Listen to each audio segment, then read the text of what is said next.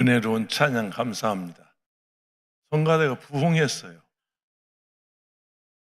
나는 앉아서 뒤에 앉았지만 오늘 몇 명 쓰는가 스크린에 보이면 한 줄, 두 줄, 세 줄, 네 줄, 다섯 줄, 여섯 줄, 일곱 줄, 여덟 줄 하나 더 있어. 그죠? 다시 한번 박수 쳐줘요.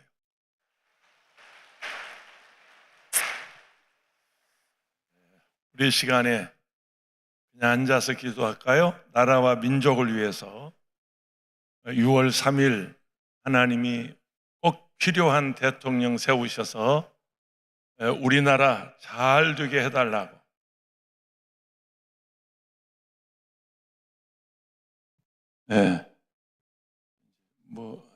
백성이 좀 잘 살고 평안하고 이 한반도에 평화가 오고 저 북녘이 복음화되고 그런 훌륭한 리더십을 가진 지도자가 세워지게 해달라고 우리 다 같이 6월 3일 대통령 선거를 위해서 한 가지 안 되는 거 있어요.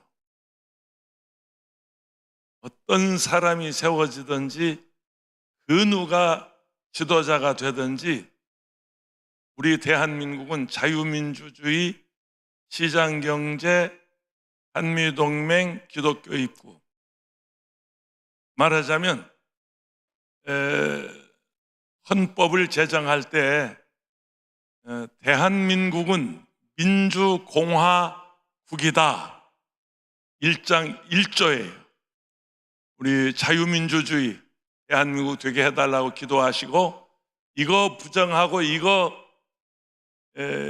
안 되면 천하 없어도 안 돼요.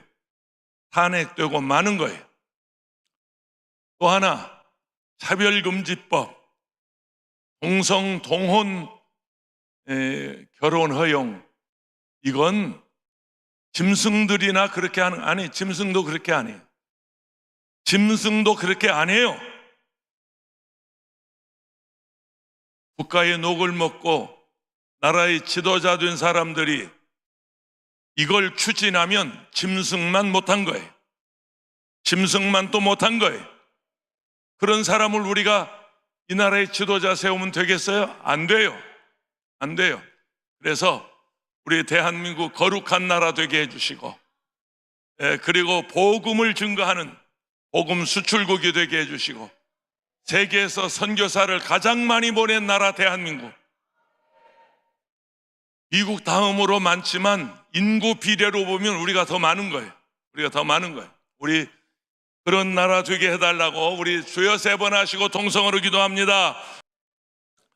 우리 조국 대한민국 이번 6월 3일에 꼭 필요한 지도자를 하나님이 세워 주옵소서. 권세는 위로부터 오나니 하나님께서 세울 자를 세우시고 내릴 자를 내려 주시옵소서. 축복하고 기도합니다. 오늘 예배 참석한 성도들에게 하늘문을 여시고 신령한 은혜를 베풀어 주옵소서. 예수 그리스도의 이름으로 기도합니다. 아멘.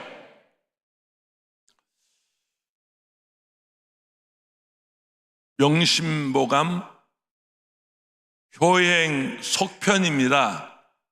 효행편이 있고 속편이 있는데 효행 속편에 손순이라고 하는 사람이 집이 너무 가난했어요. 아내와 함께 남의 집에서 품팔이하며 홀로 되신 어머니 한 분을 봉양하는데 이 사람에게 아이가 하나 있었습니다.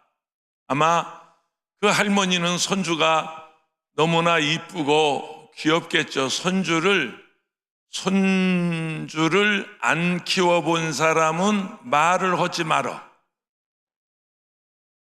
오죽했으면 노인정에서 손주들 자랑하는데 100원씩 내놔야 한대요. 하도 손주 자랑이 심하니까. 그런데 이 부부가 그 홀로 되신 어머니 맛있는 음식 해드리면 매번 아이가 그 할머니 음식을 빼앗아 먹는 거요. 아마 빼앗아 먹었든지 할머니가 먹지 않고 아이에게 주었든지 틀림없이 그랬겠죠.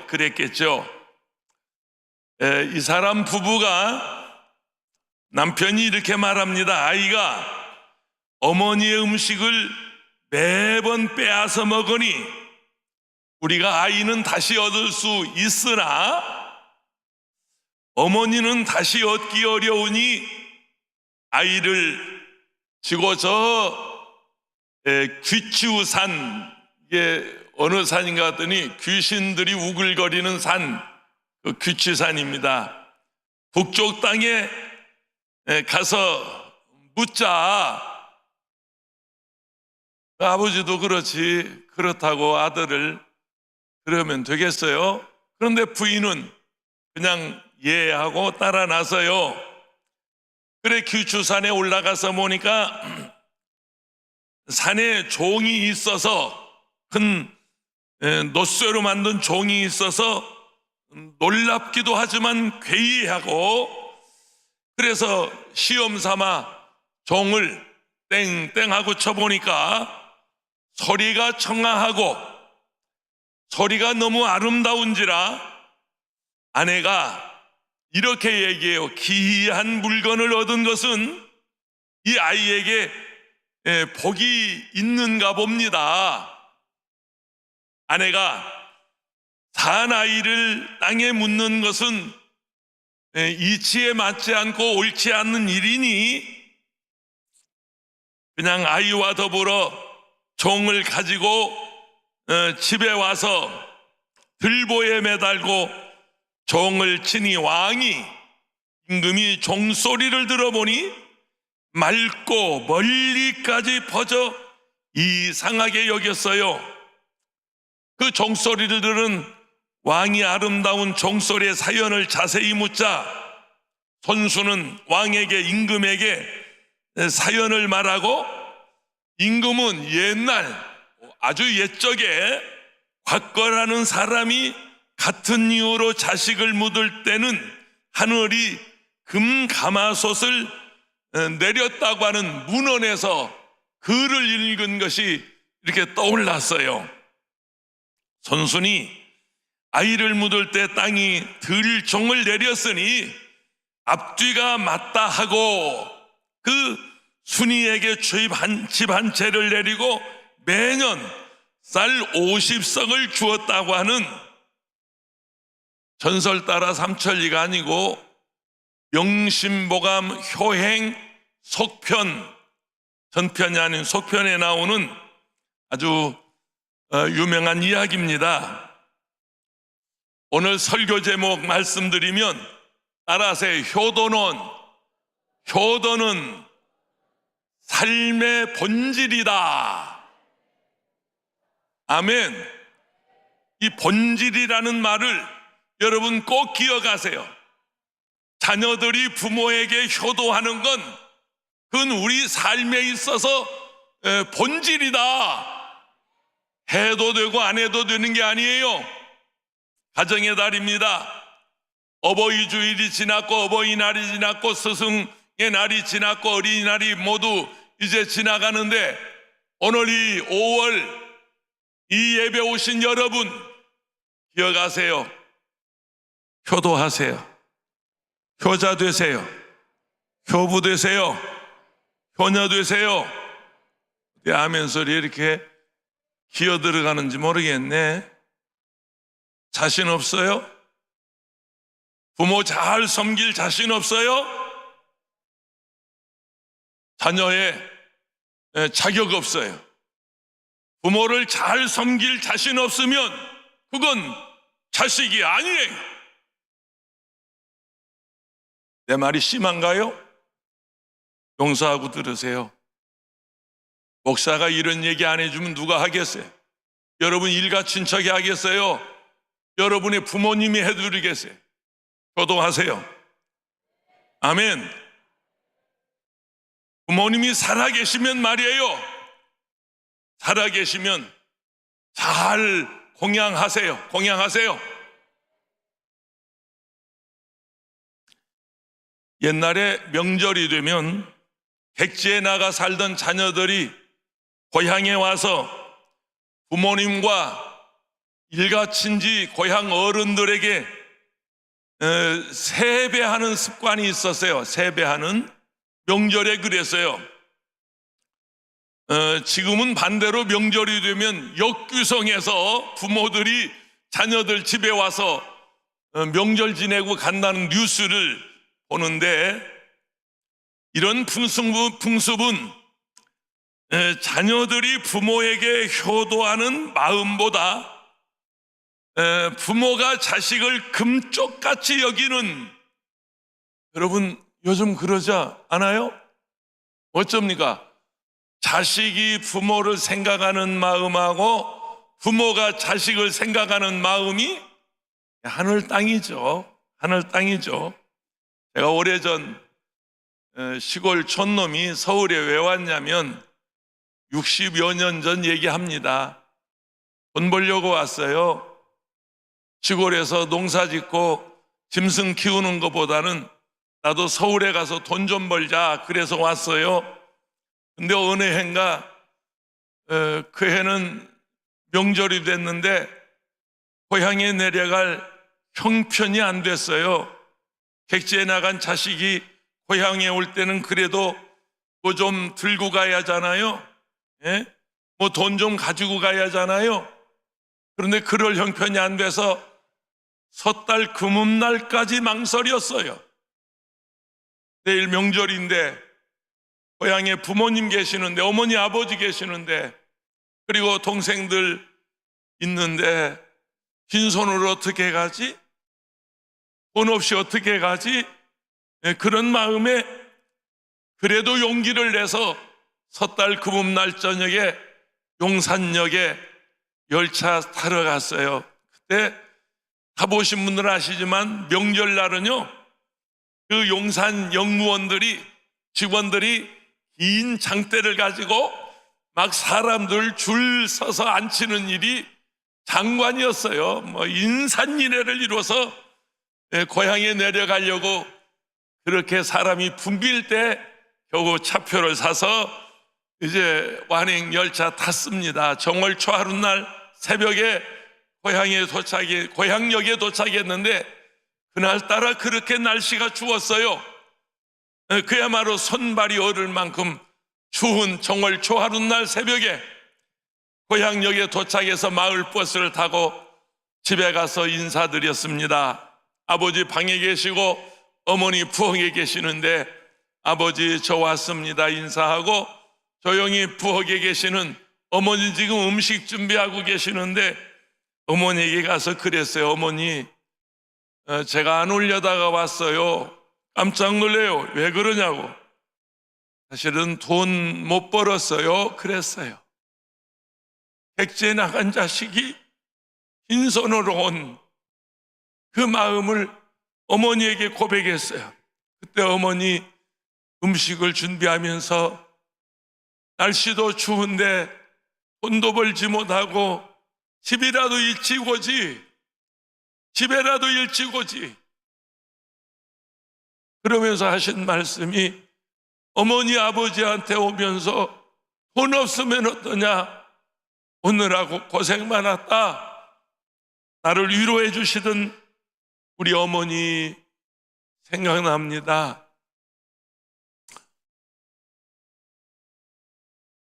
위로를 받고 명절을 집에서 보내고 서울에 올라올 때는 농사지은 이거저거 얼망쫄망 싸주어서 가지고 온 그것이 생각이 납니다.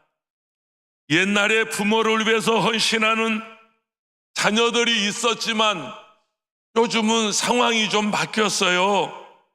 자식이 우상이 돼서 어릴 때도 부모를 부려먹고, 부모가 늙으면 힘들고 어려우니까 그 다음에 말 안 할게요. 우리 주변에서 너무 많이 보잖아요. 오늘 지금 박정근 권사님이 예배 계속 못 나오는데 총무 권사님 거기 한번 가자고 그랬잖아. 요양원에 가 계세요. 요양원에 7남매를 뒀어요. 자식도 다 잘 살고 있어요. 사업하고 직장 다니고 다 괜찮아요. 90대 할머니 몸 하나 의지할 데 없어서 요양원에 가서, 그래도 이 아랫마을 살 때는 매번 예배 나와서 예배 드리고 기도하신 우리 권사님 생각납니다. 누가 웃자고 지어낸 말이겠지만 고등학생이 된 아들은 남남이고 군대 간 아들은 사돈이고 결혼해서 색시 있는 아들은 사돈네 아들이 된다.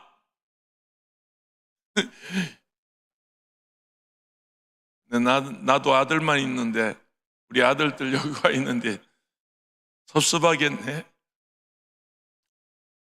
글쎄, 여러분 자녀들 그렇게 되지 않기를 축원합니다. 자녀된 여러분 부모님 공경하십시오. 공양하십시오. 잘 섬기십시오. 살아계실 때 잘 하십시오. 에베소서 6장 1절입니다. 자녀들아, 주 안에서 너희 부모에게 순종하라. 이것이 옳으니라. 자녀들에게 부모님은 어떤 존재냐? 오늘 다 여러분 예수 믿는 분들이니까, 오늘 교회 와서 하나님 예배하는 분들이니까 여러분에게 부모님은 어떤 존재냐? 하나님 같은 존재. 이거 봐, 아멘 안 하는 거 봐. 여러분에게 여러분의 부모님은 하나님 같은 존재. 아멘 해봐요. 그러니까 무슨 얘기냐면, 교회 와서 하나님을 예배할 때 여러분 눈에 보이는 부모님을 그렇게 섬기라는 거요. 하나님을 섬기듯 부모님을 섬기고 어머니 아버지를 섬기고. 아멘. 교회 와서 하나님께 충성하듯이 가정에 가서 여러분 부모님에게 충성하시고, 우리 주님을 사랑하듯이 집에 가서 자녀를 사랑하시고. 할렐루야. 부모 없이 태어난 사람 있으면 손 들어봐. 아니, 여러분에게 부모 없이 태어난 사람 있으면 손 들어봐요. 내가 주머니 탈탈 털어서 돈 줄게. 에? 부모에게 복종하고 섬겨야 하는 여러분 하나님이 정한 도리가 동서양을 막론하고 인간의 기본 도리요. 집에서 효도하고 부모에게, 또 나가서 나라에 충성하고. 충효라는 말은 충이 먼저 아니에요. 효충이 맞습니다. 효충이 맞습니다. 집안에서 효도가 먼저 하고 그리고 나라에 충성하는 거예요. 아멘이십니까? 그래서 충효라는 말은, 충효 사상은 효충, 이게 글자가 거꾸로 된 거예요. 유교가 효도를 지나치게 형식화하고 의식화한 게 잘못이기는 하지만, 효를 중요한 덕행으로 가르친 것은 종교를 막론하고, 어느 종교나 예수님이 효자예요. 예수님이. 다른 얘기할 거 없어요. 여러분 섬기시는 여러분의 주님이신 우리의 그리스도이신 예수님이 효자. 예수님 평생을 목수 아버지 요셉을 섬겨왔고, 마지막 이제 공생애를 마치고 십자가에서 달리시되 그 아래 계시는 그 마리아 어머니를 제자에게 부탁하고, 잘 모셔라, 나의 어머니니라. 할렐루야. 우리가 섬기는 예수님이 효자 예수님. 인터넷에 올라온 글 하나 소개할게요. 18살 된 남자입니다. 남학생입니다. 18살이면 아직 고등학교 한 3학년쯤 되지 않았을까요? 홀로 되신 아버지에게 효도하는 방법 좀 가르쳐 주세요. 이놈이 그런 거를 아주 겁도 없이 올렸어요. 내가 어렸을 때 우리 아버지는 어머니하고 이혼하고 우리 아버지 홀로 계십니다. 아버지는 아침 7시에 출근해서 저녁 6시 넘어 퇴근하시는데 우리 아버지 밥하시고 빨래하시고 힘든 일을 너무 많이 하시는데 내가 아버지에게 효도한 방법 좀 가르쳐 주세요. 밥상 차리거나 설거지하는 일, 집안 청소하는 이 모든 일이 우리 아버지 몫이에요. 나는 12살 때부터 아버지 속을 한두 번 썩인 게 아니고 집을 나간 지가 한두 번이 아닙니다. 툭 하면 학교 가지 않았고 가출을 했고 나 때문에 아버지 힘들었을 거예요. 우리 아버지 나이가 50이 다 되어서 정말 늦으면 효도는커녕 밥 한 번 못 차려 드릴 것 같아서 효도할 방법 좀 가르쳐 주세요. 인터넷에 이놈이 그런 글을 올렸어요. 답글까지 그대로 내가 합해해 왔습니다. 글을 올린 아들에게 답변입니다. 어느 분이 아버지 제가 이만큼 컸어요. 어른스러운 모습을 보여드리면 그 아버지가 뿌듯할 겁니다. 또 아버지 출근하기 전에 사랑이 듬뿍 담긴 짧은 글 한 줄 적어서 아버지 손에 쥐어주면 나가실 때 정말 힘이 나실 것입니다. 아버지 사랑해요. 이런 글을 적어서 아버지 호주머니에 하나 넣어드리세요. 답글입니다.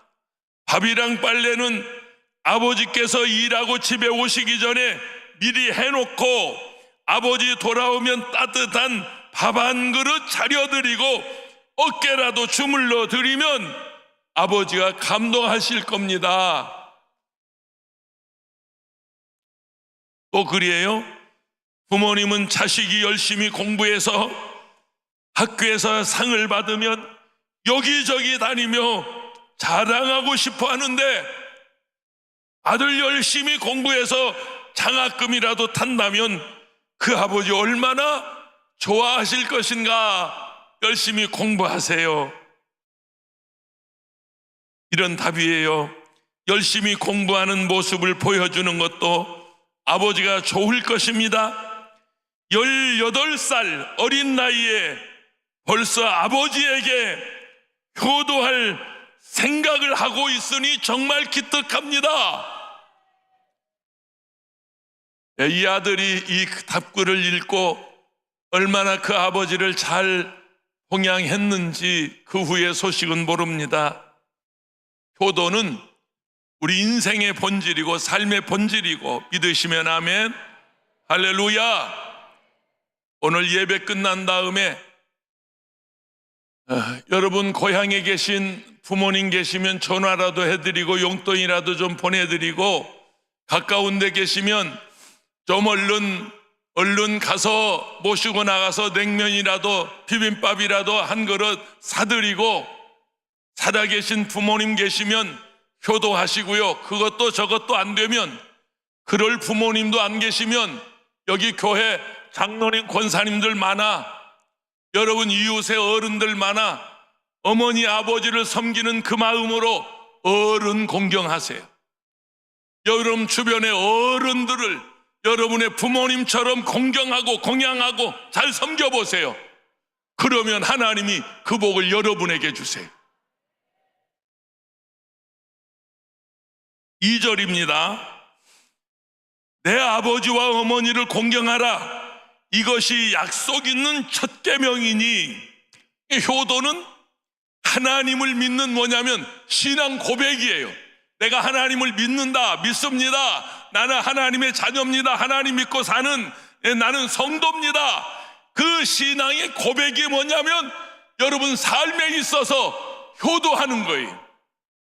하나님 믿는다고 하면서 불효하거나 하나님을 믿는다고 하면서 어른들을 없이 여기거나 하나님을 믿는다고 하면서 부모를 소홀히 한다면 그건 예수 믿는 사람 아니에요.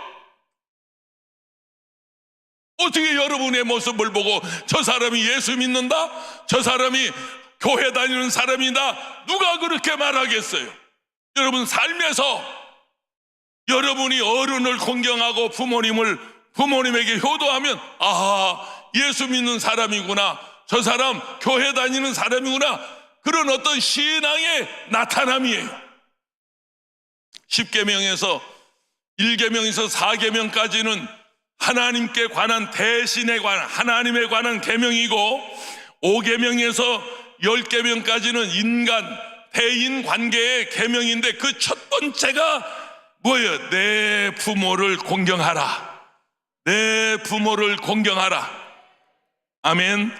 출애굽기 20장 12절에 내 부모를 공경하라. 그리하면 내 하나님 야훼가 내게 준 땅에서 내 생명이 길리라. 여러분 오래 살고 싶으세요? 여러분 이 땅에 살면서 영혼이 잘 되고 범사가 잘 되고 강건하기 원하시는 분 아멘 하세요.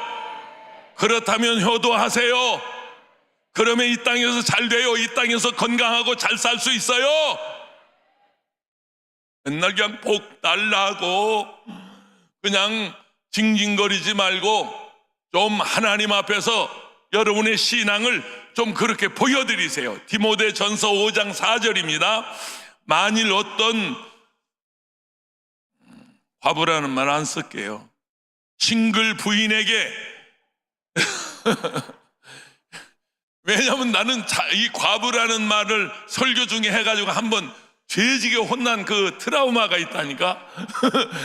진짜 설교 중에 이 말을 그냥 그대로 했더니 예배 끝난 다음에 혼자 사는 부인이 예배 마치고 나가면서 목사님 과부 그러지 마세요. 그런 말 계속하면 나 이 교회 안 나와요. 그때부터 이 성경에서 과부라는 말 나오면 싱글 부인 싱글맘, 만일 어떤 싱글맘에게 자녀나 손자들이 있거든 그들로 먼저 자기 집에서 효를 행하여 부모에게 보답하기를 배우게 하라. 이것이 하나님 앞에 받으실 만한 것이니라. 아멘.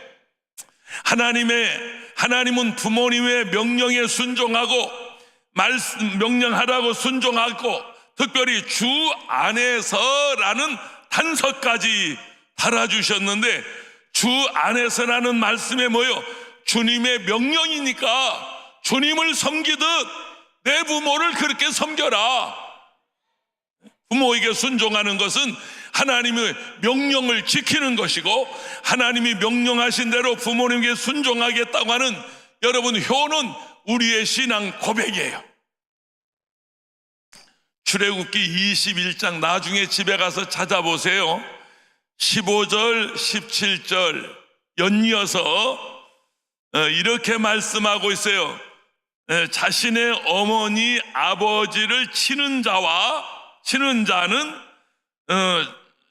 저주하는 자는 반드시, 그러니까 부모를 저주하고 부모를 때리는 자는 반드시 잡아다가 죽여버려라. 아니 집에 가서 읽어보시라니까. 출애굽기 21장 15절 17절에 부모를 저주하고 부모를 치는 자, 때리는 자는 잡아다가 죽여버리라. 그냥 죽을지니라, 죽여버릴지니라 그랬어요. 죽여버릴지니라. 그러니까 죽기 전에 정신 차려. 죽기 전에 존말로 해서 부모님에게 효도하셔. 아멘 안 하시는 거 봐. 부모님 안 계시면 여러분 어른들 공경하세요. 어른들 공경하세요. 구원받은 성도들이 교회에서 하나님을 찬양하고 경배하고 예배하는 것은 우리가 설날에, 명절에, 설날에 어른들 찾아가서 뭐 하는 거예요? 세배하는 원리가 그 원리예요. 우리가 일주일 내내 세상에 살다가 이렇게 주일날 와서 하나님 경배하고 찬양하고 예배하는 건 하나님 저 왔어요. 하나님 지난 한 주간도 제가 열심히 살았지만 잘못한 것도 많아요. 실수한 것도 많아요. 하나님 이 한 주간, 다가오는 한 주간은 더 잘 살아볼게요. 더 경건하게 거룩하게 살아볼게요. 하나님 말씀대로 살아볼게요. 이 주일날 그 다짐하는 거예요. 아멘이십니까? 주일날 여기까지 그 다짐하러 여기 오시는 거예요. 아멘. 어느 날 아브라함에게 하나밖에 없는 외아들, 독자죠, 이삭을 가서 하나님께 제물로 드려라 그래요. 아브라함에게는 너무나 큰 충격이었죠. 아니 그 아들이 어떤 아들인데, 아니 100세에 얻은 아들, 할멈 사라 여사가 90에 얻은 아들, 그리고 이미 이 아이가 벌써 자라서 티네이저 10대가 되었어요. 이미 클 만큼 컸어요. 그런데 하나님이 그 아들을 번제물로 드리래요. 나 같아도 못해요. 내 말 저놈들이 듣지도 않아. 나를 끌고 가려면 내가 끌고 가려면 지들이 나 끌고 갈걸? 죽으려면 아버지나 죽으라고? 내가 불질를 테니까 충분히 그러고도 남을 법한 이야기죠. 아브라함은 하나님의 명령이니까 거절할 수 없어 고민하다가 이런 결단하에 내게 생명을 주신 분도 하나님이시고 아들을 주신 분도 하나님이시고 불가능 가운데 아들을 낳게 하신 분이 하나님이시고 하나님이 주신 거 하나님께 드리라 하시니 나는 거절 못해. 말씀에 순종해야 돼. 그래서 아들 데리고 모리아 산에 가는 거요. 하면서 이삭이 물어요. 아버지, 여기 불도 있고 칼도 있고 나무도 있고 다 있는데 번제에 쓸 재물은 어디 있어요? 그때 아브라함의 명답이 나와요. 하나님께서 자기를 위해서 준비하실 것이다. 할렐루야. 여러분 이런 믿음이 있기를 축원합니다. 이게 아브라함의 믿음이에요. 그래서 아브라함 믿음의 조상이에요. 아니 지금 말씀 듣고 아들 잡아 바치러 가면서 아들이 물으니까 하는 말이 하나님께서 자기를 위하여 예비하실 것이다. 야훼 이래. 그래서 이제 제단 만들어 놓고 왜 몰랐겠어요? 다 큰 자식인데. 응? 그래서 치려고 할 때 하늘에서 소리가 납니다. 아브라함아 아브라함아 그 아이에게 손대지 말아라. 네가 나를 사랑하는 줄 이제야 알았도다. 아브라함의 신앙이 합격이에요. 할렐루야. 뒤를 와라 봤더니 아니나 다를까 하나님이 제물로 쓸 양을 딱 모가지 걸어놨어요. 도망가지 못하도록 아들 대신하여 제물로 드렸습니다. 이삭은 육신의 아버지 아브라함에게 순종하는 게 하나님께 순종하는 것이라고 믿었어요. 부모에게 순종하는 그것이 곧 하나님께 순종하는 것이라 믿었어요.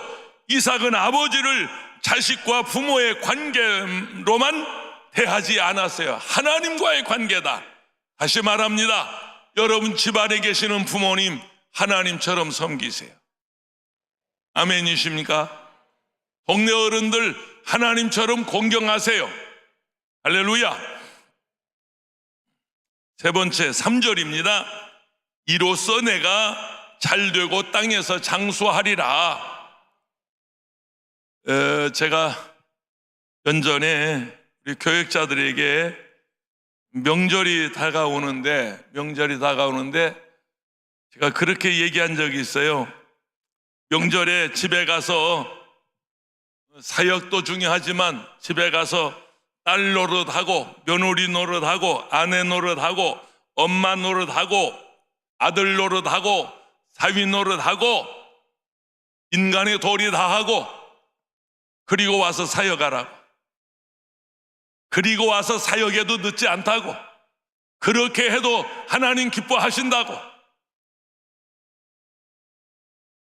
주의 일이 여러분 주님의 일을 그냥 목숨을 바쳐서 베드로처럼 야고보처럼 순교해가면서 그것도 주의 일이에요. 그러나 여러분 집안에 계시는 부모님 잘 섬기는 것도 주의 일이에요. 직장의 동료들을 잘 섬기는 것도 주의 일이에요. 동네 어른들 인사만 잘해도 여러분 그것도 주의 일이에요. 옛날에 어렸을 때 기억나는데요, 자전거 타고 다닐 때잖아요.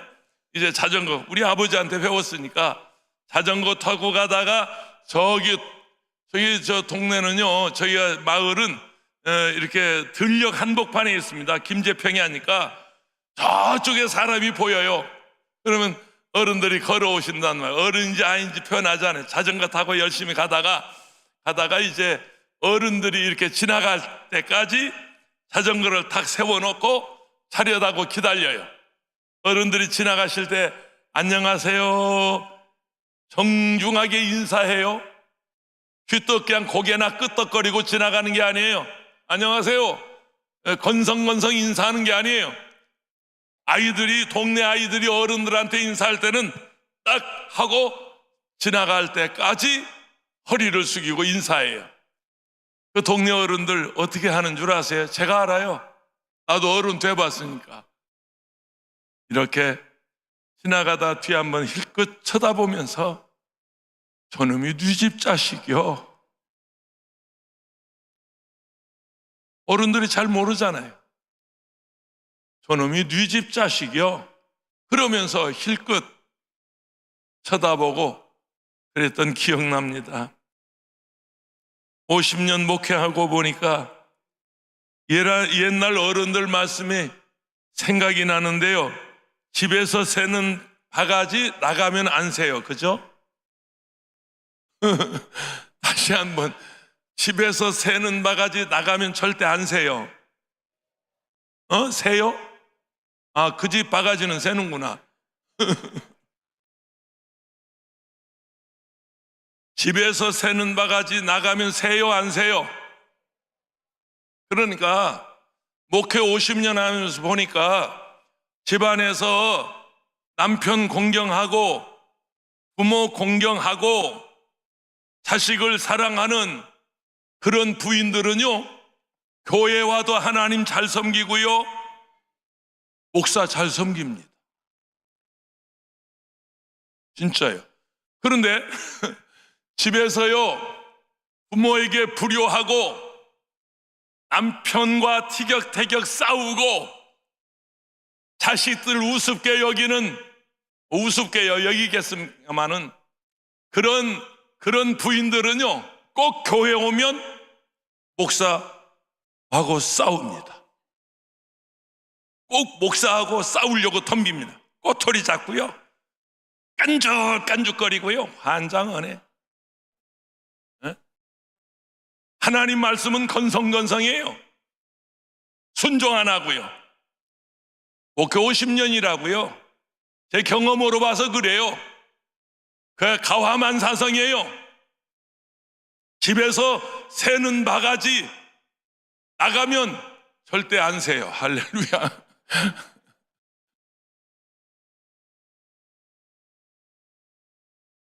가정과 교회는 하나님이 세우신 기관입니다.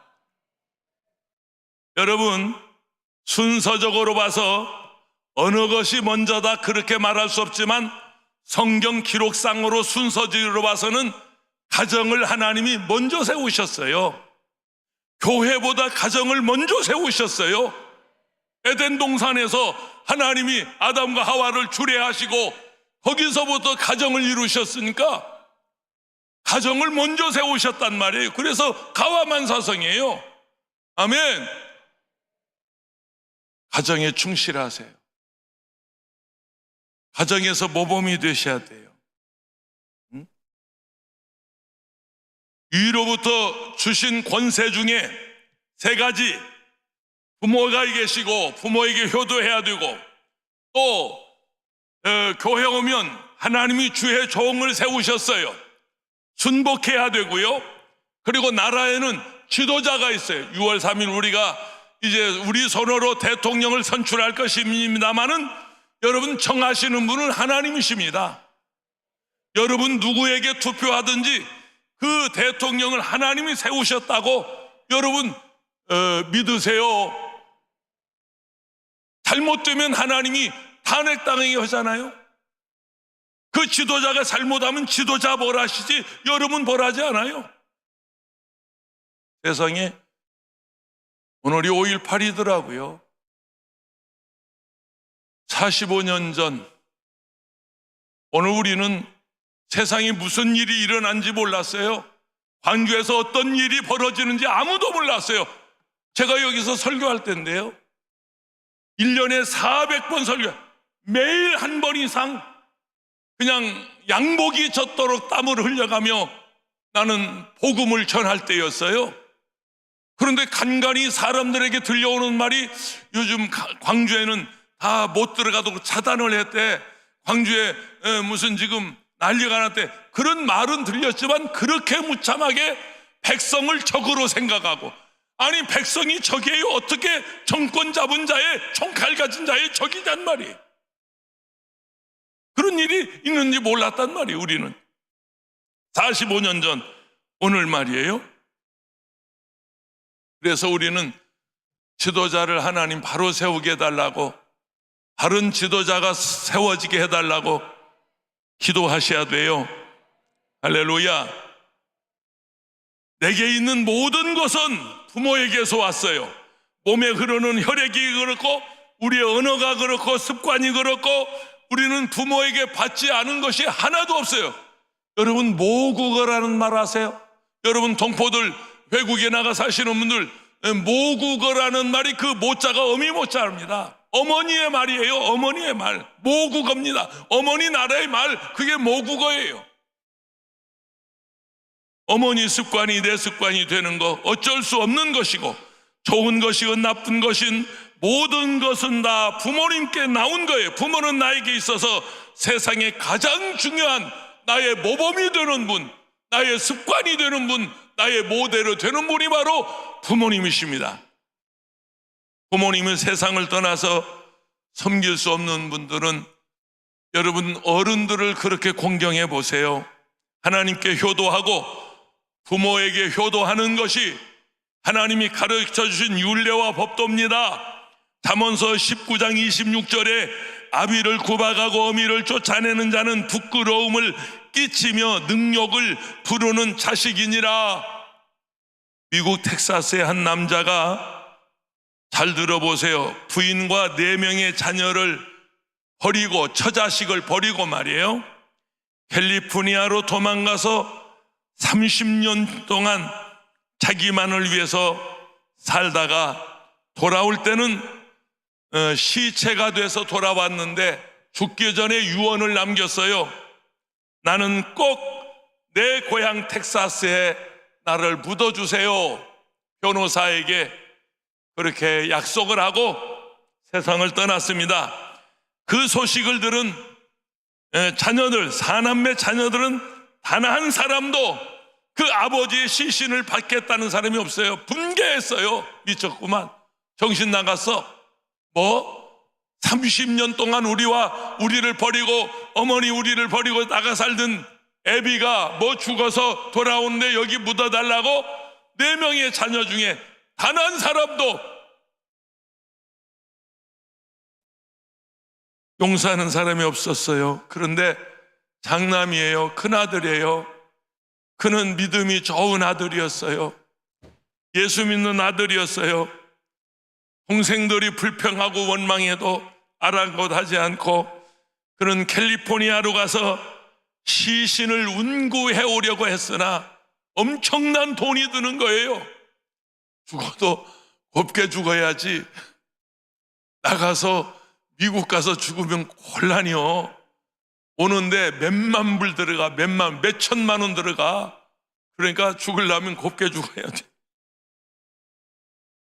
돈이 없는 아들, 농사 짓는 아들인데 할 수 없이 농사 짓는 트랙터 농기계를 갖다가 설정하고 돈을 마련해서 캘리포니아로 가서 아버지의 시신을 모셔왔어요.